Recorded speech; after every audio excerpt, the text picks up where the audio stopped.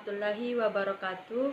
Perkenalkan, nama saya Nurjannah, NIM D1B1200274, Prodi Ahli Jenjang S1 Farmasi dari Universitas Megareski. Baik, langsung saja di sini saya akan menjelaskan tentang spesimen feses. Yang pertama, pengertian feses. Pemeriksaan feses dilakukan untuk mengambil feses sebagai bahan pemeriksaan. Tujuan pemeriksaan feses yaitu untuk mendeteksi adanya kuman seperti Salmonella, Escherichia coli, dan Staphylococcus. Yang kedua, indikasi pemeriksaan yaitu adanya diare dan konstipasi, adanya gangguan pencernaan, adanya ikterus, dan darah dalam tinja. Syarat pengambilan feses yaitu syaratnya tempatnya harus bersih, kedap, bebas dari urin. Bila pemeriksaan ditunda, maka disimpan pada lemari es. Yang kedua, pasien dilarang menelan bismut, barium, dan minyak 5 hari sebelum pemeriksaan. Selanjutnya, penyimpanan. Feses tahan kurang dari 1 jam pada suhu ruang. Kemudian bila lebih dari 1 jam dilakukan media transport, yaitu medium peptone water. Penyimpanan kurang dari 24 jam pada suhu ruang, sedangkan lebih dari 24 jam pada suhu 4 derajat Celcius. Kemudian waktu pengambilan feses. Pengambilan feses dilakukan setiap saat, terutama pada gejala awal. Feses diambil dalam keadaan segar.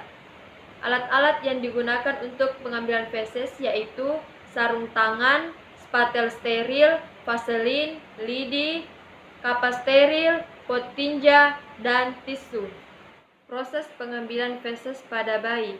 Yang pertama, jelaskan kepada ibu bayi dan meminta tindakan persetujuan yang akan dilakukan. Kedua, siapkan alat yang akan diperlukan. Ketiga, memantau feses yang dikeluarkan oleh bayi di popoknya. Hindari kontak dengan urin. Yang keempat, cuci tangan dan pakai sarung tangan. Yang kelima, ambil feses dan masukkan ke dalam wadah, kemudian tutup dan bungkus. Yang keenam, observasi warna, lendir, darah, telur cacing, dan parasit pada sampel. Kemudian buang alat dengan benar. Setelah itu cuci tangan dan diberi label pada spesimen wadah. Kemudian dikirimkan ke laboratorium. Setelah itu dilakukan pendokumentasian dan tindakan yang sesuai. Cara penanganan yang pertama untuk pemeriksaan parasit. Spesimen tinja diawetkan dalam MIF. Yang kedua untuk pemeriksaan bakteri. Spesimen segera diproses karena ada bakteri yang tidak bisa bertahan hidup dengan adanya perubahan pH dan temperatur. Yang ketiga untuk pemeriksaan virus. Spesimen segera dikirim ke laboratorium rujukan dalam cold box atau sebelum dikirim disimpan dalam lemari pendingin. Pengiriman tidak boleh lebih dari 3 hari. Selanjutnya, pengawetan. Yang pertama, disiapkan 2 buah pot dengan volume 20 ml yang mempunyai tutup yang rapat. Yang kedua, kayu aplikator. Ketiga, marker. Yang keempat, formalin 10%. Dan kelima, pengawet, polivinil. Keenam, selotip. Dan ketujuh, lembar rujukan. Contoh penyakit yang berhubungan dengan spesimen feses, yaitu askariasis berat. Gejalanya dapat dibagi menjadi 2, yaitu fase awal dan fase lanjut. Fase awal, menetasnya infeksi telur-telur cacing yang tertelan dalam tubuh. Gejala yang dapat dirasakan yaitu demam dan batuk kering. Fase ini dapat berlangsung selama 21 hari. Selanjutnya, fase lanjut. Larva-larva yang telah berpindah ke usus berkembang menjadi cacing dewasa. Gejala yang dapat dirasakan yaitu mual, muntah, dan diare. Pengobatan. Dokter biasanya memberikan obat cacing seperti albendazol. Obat tersebut dapat dikonsumsi selama 1-3 hari untuk membunuh cacing dewasa.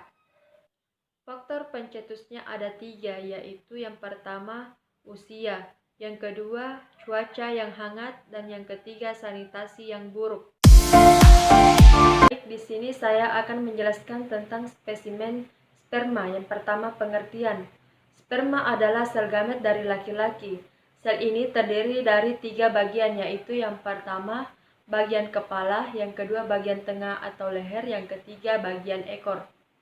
Sperma dihasilkan oleh testis, sedangkan cairan seminal diproduksi oleh kelenjar tambahan, yaitu kelenjar fascicula seminalis dan kelenjar uretra.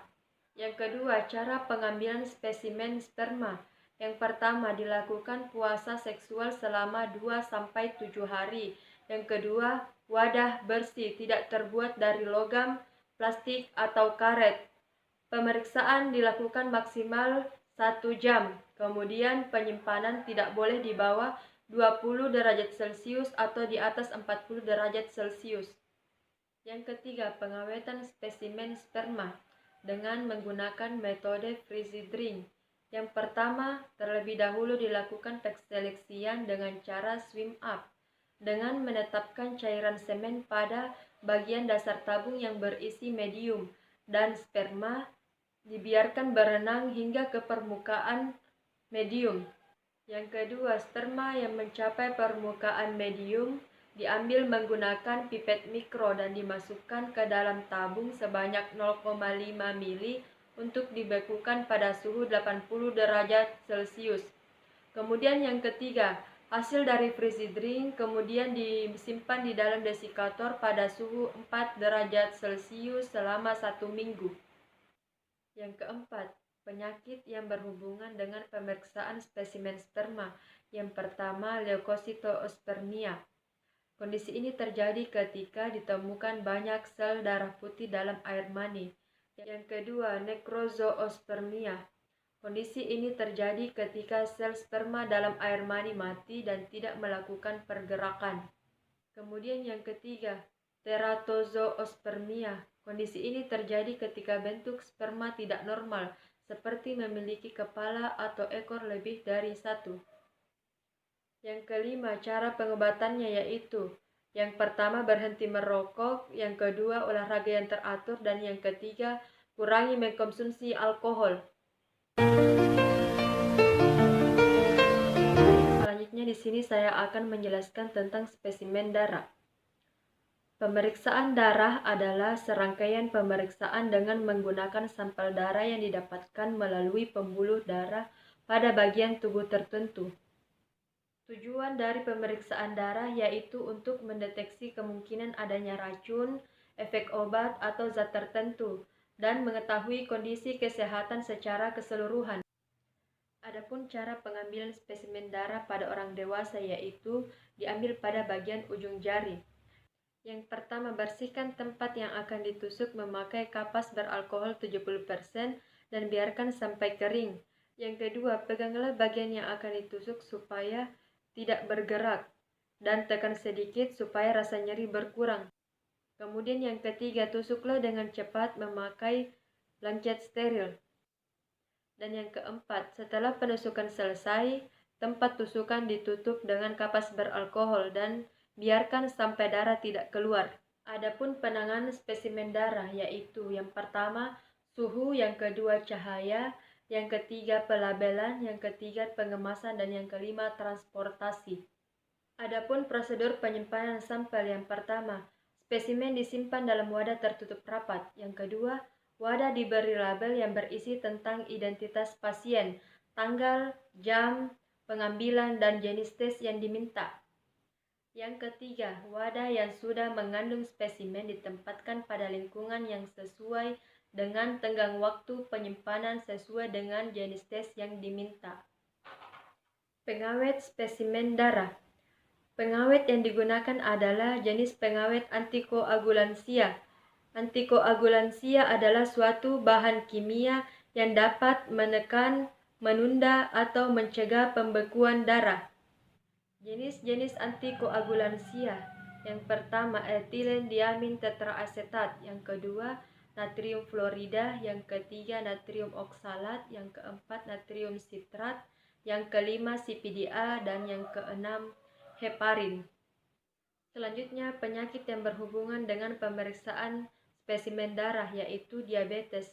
Keluhan yang sering dirasakan yaitu sering merasa haus, sering merasa lapar, sering buang air kecil, penurunan berat badan, penglihatan yang kabur, tingkat penyembuhan luka yang lambat, rasa gatal pada kulit.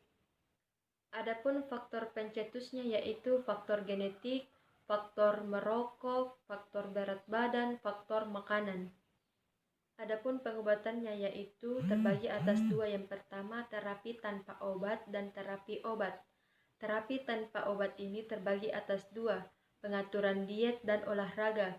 Sedangkan terapi obat yaitu terapi obat antihiperglikemia oral dan terapi obat insulin. Baik, selanjutnya di sini saya akan menjelaskan tentang spesimen urin. Urin merupakan hasil penyaringan darah oleh ginjal dan dikeluarkan oleh tubuh melalui saluran kemih. Tujuan dari pemeriksaan urin yaitu tes kehamilan, mengetahui zat asing, perkembangan penyakit, melakukan diagnosis penyakit, mendeteksi gejala penyakit, dan pemeriksaan kesehatan rutin. Jenis pengambilan urin ada 4, yaitu urin sewaktu, urin pagi pertama, urin pagi kedua, dan urin 24 jam. Selanjutnya pengambilan sampel urin pada wanita, yaitu yang pertama pasien harus mencuci tangan dengan sabun dan mengeringkannya dengan tisu. Kemudian yang kedua, bersihkan labia dan vulva menggunakan kasa steril dengan arah dari depan ke belakang. 3. Bilas dengan air bersih dan keringkan dengan kasa steril. Keempat, keluarkan urin. Aliran urin pertama dibuang. Aliran urin selanjutnya ditampung dalam wadah steril. Dan yang kelima, wadah ditutup rapat dan segera dikirim ke laboratorium. Penanganan urin. Urin yang sudah ditampung sebaiknya segera diperiksa karena jika lebih dari 2 jam akan terkontaminasi dan dapat mengubah struktur serta morfologi dari urin. Pengawet yang digunakan pada spesimen urin yaitu timol, asam borat, asam klorida, formalin, natrium asida, natrium karbonat. Selanjutnya penyakit yang berhubungan dengan pemeriksaan urin yaitu batu ginjal. Pemeriksaan ini dilakukan dengan mengumpulkan sampel urin untuk mengetahui apakah urin banyak mengandung kalsium. Keluhan yang biasa terjadi yaitu sering buang air kecil, sakit saat buang air kecil, jumlah urin yang keluar sedikit atau urin tidak keluar sama sekali. Faktor pencetusnya yaitu kurang minum air putih dan berat badan berlebih. Pengobatannya yaitu obat penghambat alpha blocker, allopurinol, natrium bikarbonat. Baik, selanjutnya di sini saya akan menjelaskan tentang spesimen sputum. Sputum adalah lendir yang dibawa dari paru-paru, bronkus, dan trakea yang mungkin dibatukan atau dimuntahkan. Selanjutnya pengambilan spesimen sputum. Pengambilan spesimen sputum dilakukan di tempat terbuka atau menggunakan kamar terpisah yang mempunyai ventilasi yang cukup. Pasien dalam posisi duduk agak condong ke depan, kemudian kumur dulu sebelum pengambilan dahak. Selanjutnya pasien menarik nafas dalam-dalam, kemudian batukan sekuat-kuatnya sampai merasakan dahak yang dibatukan keluar dari dada bukan dari tenggorokan. Ada 3 waktu pengambilan spesimen sputum yaitu dahak semalam, dahak pagi, dan dahak sewaktu. Dahak semalam yaitu dahak yang dikumpulkan selama 24 jam. Kemudian dahak pagi, dahak yang dikeluarkan pada pagi hari. Dahak sewaktu yaitu dahak yang dihasilkan oleh penderita pada setiap kunjungan. Untuk memperoleh hasil yang baik disarankan pengambilan dahak pagi atau pengambilan dahak semalam. Penanganan spesimen sputum untuk pemeriksaan mikrobiologi, yaitu pengambilan, penampungan, penyimpanan, pemberian label, dan pengiriman sputum. Tujuannya agar tidak dicemari oleh bakteri lain dan bakteri di dalam sputum tidak mati. Wadah yang digunakan yaitu yang terbuat dari plastik, steril, dan tertutup rapat. Label wadah, tanggal pengambilan spesimen, kemudian identitas pasien, dan jenis sampel. Selanjutnya pengawetan spesimen sputum, yaitu semua sputum harus dikirim cepat ke laboratorium. Bila hal ini tidak dapat dilakukan, maka simpanlah di lemari es pada suhu 2-8 derajat Celcius, jangan lebih dari 1 malam. Jika tidak ada lemari es, campurkan pengawet CPC sebanyak 1% dan sodium klorida 2%. Penyakit yang berhubungan dengan pemeriksaan spesimen sputum yaitu TB paru. Adapun gejala yang paling umum, yaitu batuk terus-menerus selama 3 minggu atau lebih, mengeluarkan sputum, sesak nafas, badan berkeringat pada malam hari. Faktor pencetusnya, penyakit ini ditularkan melalui udara, bukan dari kontak permukaan. Ada 4 faktor penularan penyebaran penyakit TB, yaitu daya tahan tubuh seseorang rendah, kemudian faktor klinis, lingkungan, kontak, dan tingkat penularan. Selanjutnya, terapi pengobatan. Penyakit TB diobati dengan terapi kombinasi yang terdiri dari 3 atau lebih obat. Pasien dengan TB aktif umumnya diberikan obat isoniazid, rifampicin, dan ethambutol yang diberikan selama 2 minggu merupakan fase intensif. Kemudian dilanjutkan terapi dengan pemberian obat rifampicin dan isoniazid selama 4 bulan untuk memusnahkan sisa bakteri yang masuk ke dalam kondisi dorman.